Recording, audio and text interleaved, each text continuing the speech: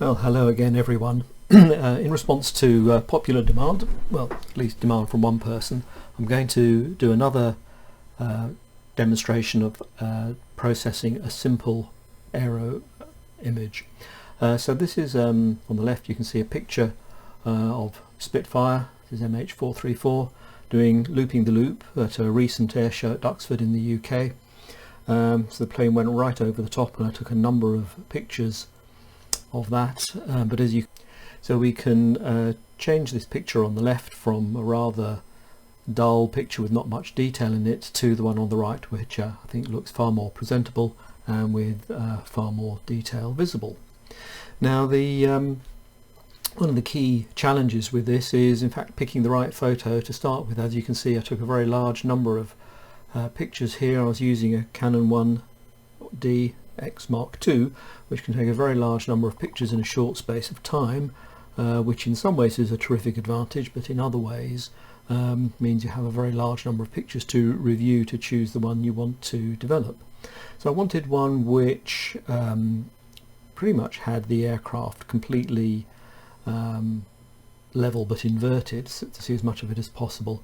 And although in some of these other pictures there is rather more, it's a bit more level. If we actually look at this by pressing E on the keyboard and zooming in, you can see that this really is rather blurred, rather soft focus, so this one can't actually be used, and out of all of them I've selected this one. So we're going to hit key D on the keyboard, Z or Z to get it full size, and this is the picture we're going to work with. So I'm going to go through the main steps that I do using Lightroom, and then we'll open it in Photoshop and do a little bit of finishing. So the first thing I always do is apply the lens corrections. I know these are quite a way down the panel, but I find doing this earlier can help reduce the amount of processing you need to do. And then in fact we need to find the lens I actually use, because Lightroom isn't able to select that.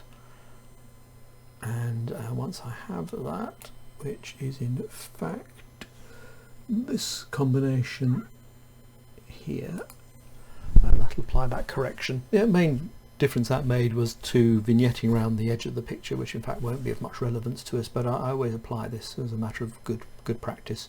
So always working with an optically corrected or a digitally corrected version of the optical picture.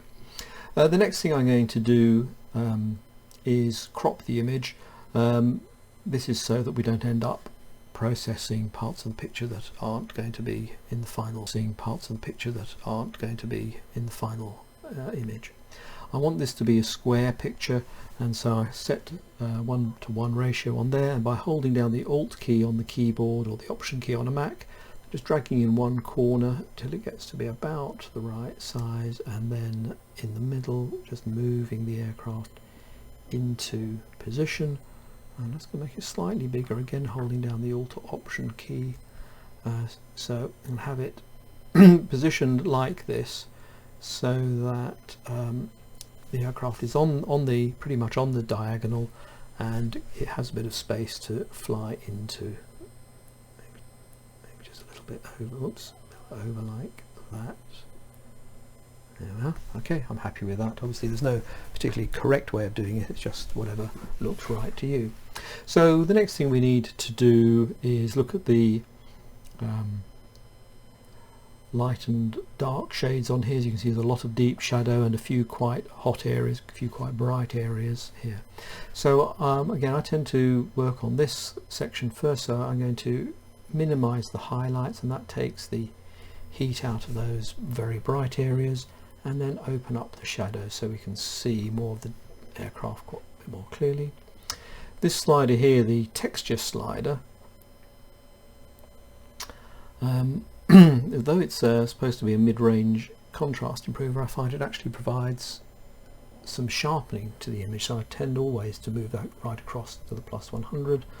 And then the dehaze slider is some fairly major changes in contrast and also in saturation, which aren't too quite good in this case, so I'm just going to reduce the vibrance a touch, as I think that overdid it.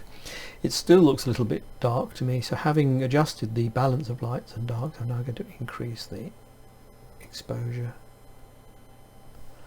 and there is an image I feel reasonably happy with. Okay, so next step is to open this image in Photoshop, and so that is Control and E on your keyboard, and that will open this image in Photoshop. If I bring up Photoshop, and there it is, nicely opened. A little trick in case you don't know: if you hold down Control and 0 on the keyboard, it maximizes the image within your display. So looking at this picture, my main concern with it is that it's not very sharp. You can see there's some writing on the side of the aircraft there which isn't clear, and overall it just looks slightly soft. And the reason for this is either camera shake or motion blur during the taking of the picture. And there are a couple of ways you can deal with this. One is to use the shake reduction filter in Photoshop, and that can work reasonably well. I'm actually experimenting with a plugin from a company called Topaz, and I'm going to be using today the Topaz Sharpen AI plugin, and I'm going to duplicate the layer here by pressing Ctrl and J, so I have a second. I'm going to make the adjustment on this layer, and that gives me the opportunity to mask out any parts of the adjustment that I don't like, or maybe to show the adjusted layer at a reduced opacity. So now I'm going to apply this plugin, which is this one here called Topaz Sharpen AI. I will probably edit out much of the adjustment because it's a rather slow process to do, and if I want to try several iterations, it'll take some time. But in essence, what we do is we select the stabilize option up here, click Auto, and it makes some suggested settings for removing the blur and suppressing noise, and then click Update Preview, and this is where you need to wait for a while. So I'm now applying that change, and like I say, you can do something very similar using the shake reduction filter in Photoshop. It's not quite as powerful as this one. Sometimes the results from either are really good, really snap something into sharp focus that wasn't before, and other times they make the image considerably worse. It's just a matter of trial and error. So we now have that sharp image on that top layer, and I'm quite pleased with that. Now I think there's still a bit more detail we could get out of this image, and there are a couple of other techniques I'm going to show now which I like to use. So in order not to spend time and effort processing the sky, I'm going to select the outline of the aircraft. So we've got a fairly good outline, sharp outline, so this Photoshop function called Select Subject often works quite well. It just takes a few seconds and it'll select the outline of the subject, and you can see it's done a pretty good job there. I'm going to, using the magic wand tool and holding down the Alt key, just remove it from the propeller. It tends not to work very well on propellers, I've learned from experience. It just tends to look a bit more blurred, but it has done a reasonably good job getting right into the corners, and again, for the purposes of this demonstration, this will do. So I press Ctrl J, and that moves the aircraft onto on the subject onto a layer all of its own. So you can see the sky has gone, and there are two things we're going to do separately. So one is to apply a black and white layer of this aircraft, and then we're also going to use a levels adjustment. So I'm going to use the Topaz plugin, sorry, the Nick Collection plugin called Silver Efex Pro,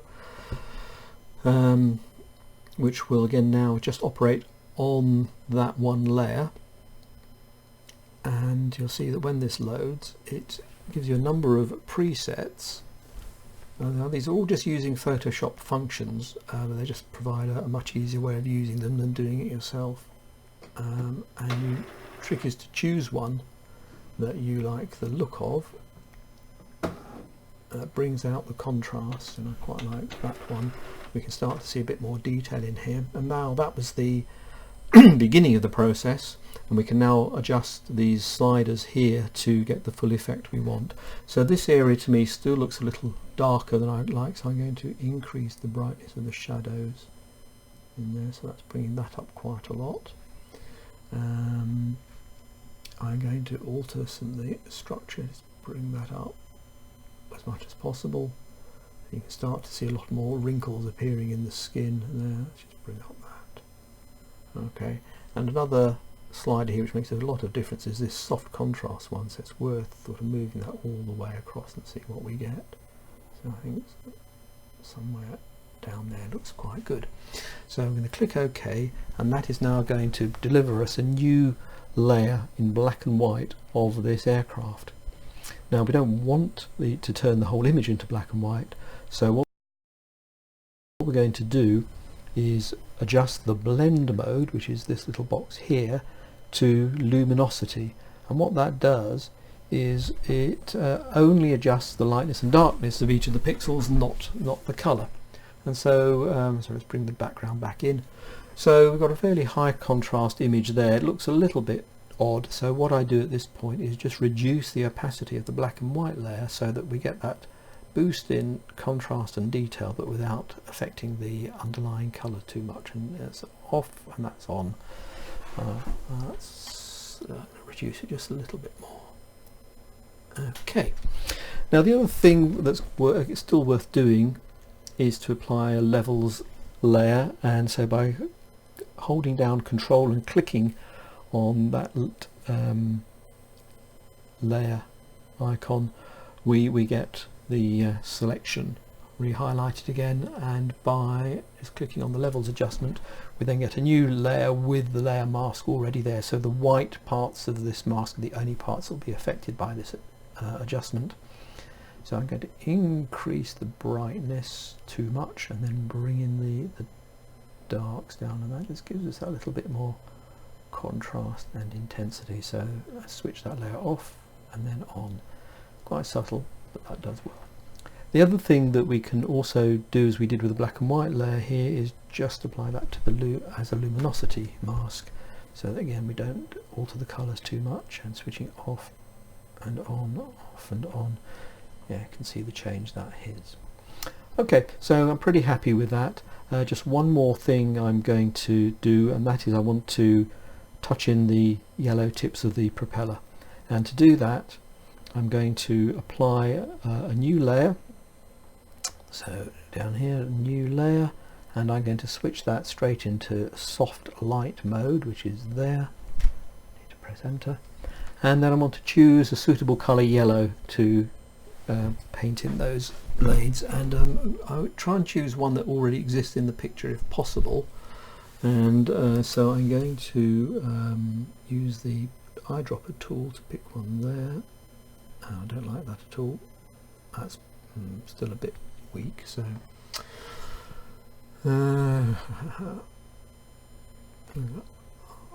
mix a colour you like the look of.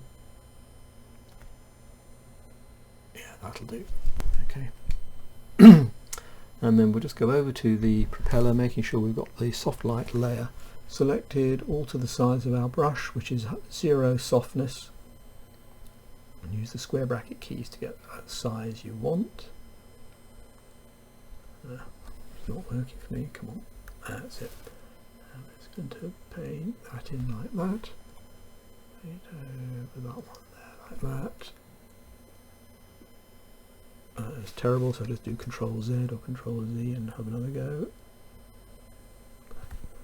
And then this one here. And I still don't like this one, so I'm just going to erase it and give it one more go.